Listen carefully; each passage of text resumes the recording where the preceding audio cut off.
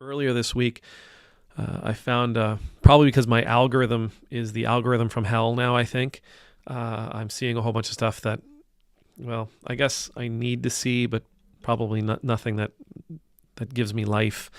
Anyhow, it was a right wing Christian nationalist preacher who was talking about how we need to warn our kids to stay out of certain neighborhoods.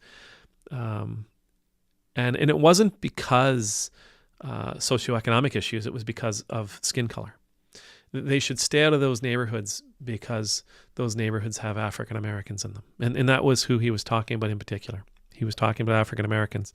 You teach your kids to stay out of those neighborhoods. If you're not teaching your kids to stay out of those neighborhoods, then you are doing your kids a disservice and you are leading them astray and you're a horrible, evil, rotten parent. I'm paraphrasing.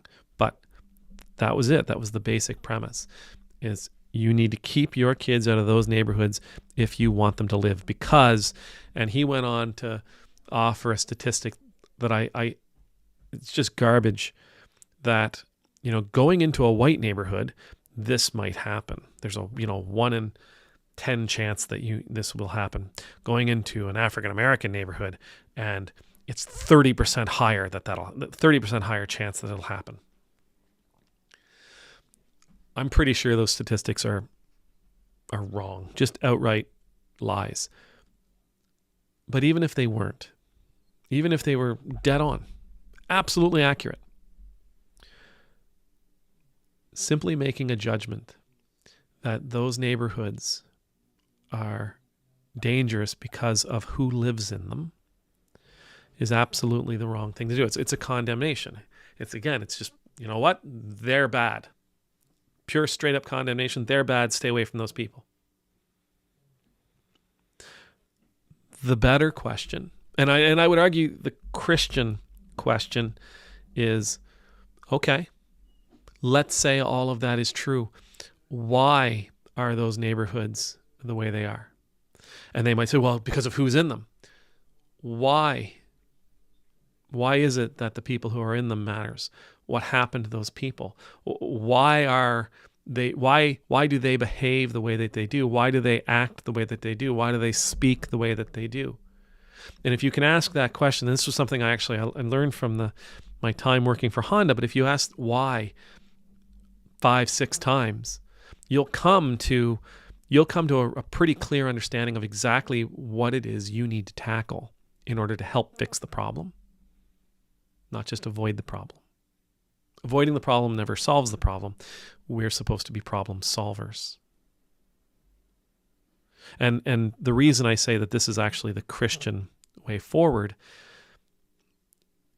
in the church, there's a thing called mission and missional ministry. And missional ministry is different than outreach. Missional ministry is about building relationships in order to share the gospel. And you build those relationships by asking 2 questions initially. The first is, what do I have to offer?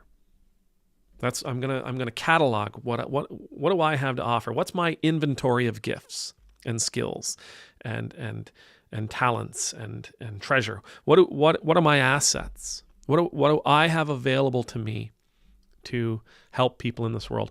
And then the second question, and this one is something you would ask in maybe a smaller group, a smaller area, you would say, what do they need? If you can ask that, what do they need, then you can look at your inventory of gifts and say, oh, I have that. Oh, I can do something about that. Oh, I can share some of this, and that will help alleviate that particular issue. But it does require us to ask. It does require us to ask why. Why are these folks in the position that they're in? What would help alleviate that? Right? Why are things the way they are? And because if you know that, then those other questions become a little bit easier to answer. If you know why things are the way they are, then you can say, okay, well, if that's why things are the way they are, how can I help heal this moment? How can I help restore them to fullness? How do I help encourage them and empower them? How do I help? How do I help them transform?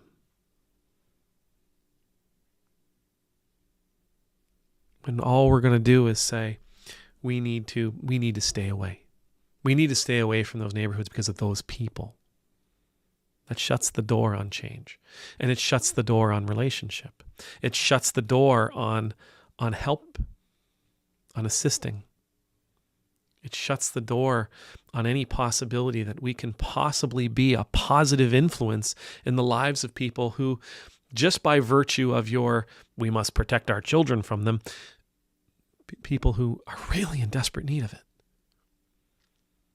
And we're supposed to be a community who helps people in their desperation. We're supposed to be a community of people who help alleviate need. I don't tell my kids to stay out of certain areas because of who lives in them. I teach my kids how to be mindful of their environment and their surroundings. I teach my kids how to take care of themselves and how to protect themselves in situations like that. I go with them into those situations, hopefully, and show them how we can make a difference. We aren't supposed to teach our kids to stay away from those who are different than us, and we're not supposed to teach our kids to stay away from those who are in need. Our kids are supposed to be like firemen. They're the folks, Christians are supposed to be like firemen. We're supposed to be raising our kids as Christians. Well, then we should be teaching them, you run into trouble. You run into trouble because that's where the people are that need your help. This poor teaching. Stay away from those neighborhoods because of who lives in them.